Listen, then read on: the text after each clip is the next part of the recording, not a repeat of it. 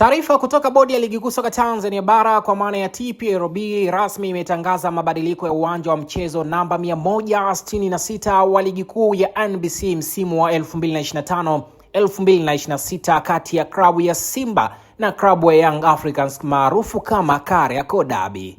Taarifa hiyo imeeleza kuwa mchezo huo ambao awali ulipangwa kufanyika kwenye uwanja wa Benjamin Mkapa sasa utachezwa kwenye uwanja wa Meja Jenerali Samuyo mkoani Dar es Salaam Mei 3, 2026 kuanzia saa 10 kamili za jioni. Sababu ya mabadiliko hayo ni uwanja wa Benjamin Mkapa kuwa kwenye matengenezo. Klabu za Simba na Yanga pamoja na wadau wengine wa ligi kuu ya NBC wamepatiwa taarifa zote kuhusiana na mabadiliko ya uwanja wa mchezo huo na maandalizi yake yanaanza mara moja ili kuhakikisha unafanyika katika kiwango cha juu kinachoendana na hadhi ya michezo mikubwa ya ligi ya 6 kwa ubora barani Afrika.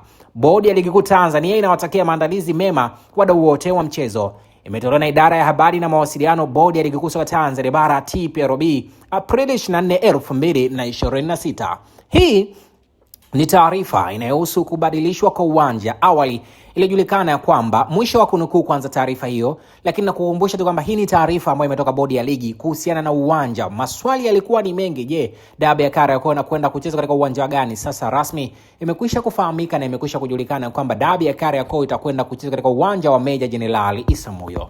Lakini mara baada ya taarifa hiyo kutoka bodi ya ligi kuu soka Tanzania bara, wadau wamekuwa na maoni mbalimbali, kila mmoja akizungumza lake mara baada ya tu kutangazwa kwa taarifa hiyo muda mchache uliopita. Wapo ambao wameandika tukutane jeshini, lakini wapo ambao wamesema kuwa uwanja ni popote pale, na pia taarifa nyingine zimeeleza kuhusiana na mambo kadha. Ni maoni tu ya wadau wa michezo nchini Tanzania wakitoa maoni yao kuhusiana na taarifa ya kubadilishwa kwa uwanja wa mechi ya dabi ya Kariakoo. Simba na Yanga zinatarajia kwenda kukutana katika mchezo wa dabi ya Kariakoo kutoka kwenye sehemu mbalimbali, wakati huu wakiwa kwenye michuano ya kombe la Muungano. Simba iko nafasi ya pili ambaye ndiye mwenyeji wa mchezo huu, wakati huo wageni ni Young Africans wakiwa nafasi ya kwanza kwenye msimamo wa ligi kuu soka Tanzania bara, jambo ambalo linafanya mchezo huu kuwa mgumu kiasi chake.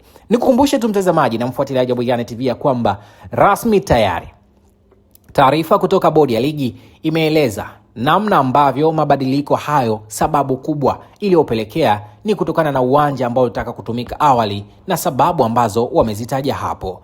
Ni kwambie tu kwamba sasa rasmi dabi ya Kariakoo itachezwa katika uwanja wa Meja Jenerali Samuyo jijini Dar es Salaam Mei 3.